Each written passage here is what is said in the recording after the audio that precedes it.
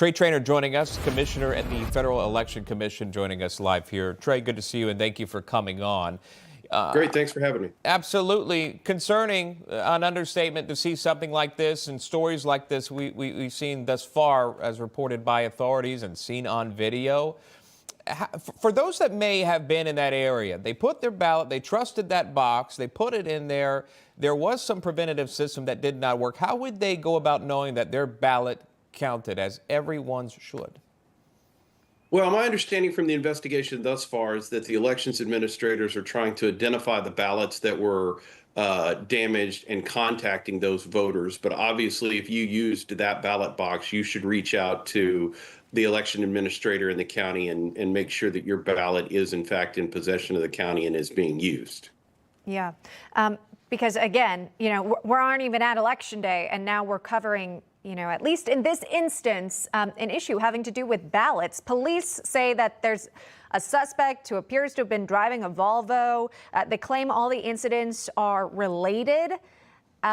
Is that sort of, Trey, what you're waiting for? Could this have just been one individual with bad intentions here?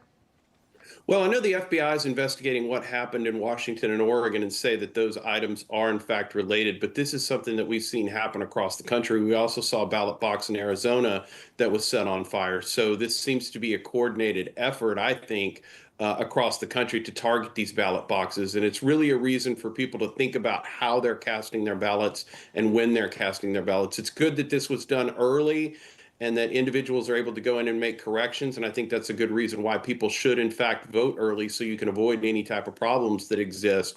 But it's also a cautionary tale to not use these drop boxes. If you have the option to hand your ballot to an election administrator, hand your ballot in. The mail system in these ballot boxes are unreliable and can create problems. So if you have the option to vote in person, vote in person. If you can give your ballot to an individual election official, then give your ballot to an election official, and don't just take the easy way out of just dropping it in these boxes.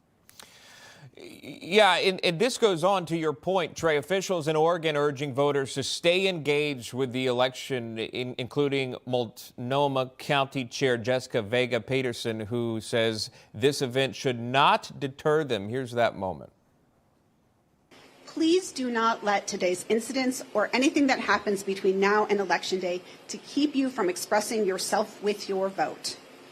Our democracy depends on you, and you can depend on us to keep this process safe and secure.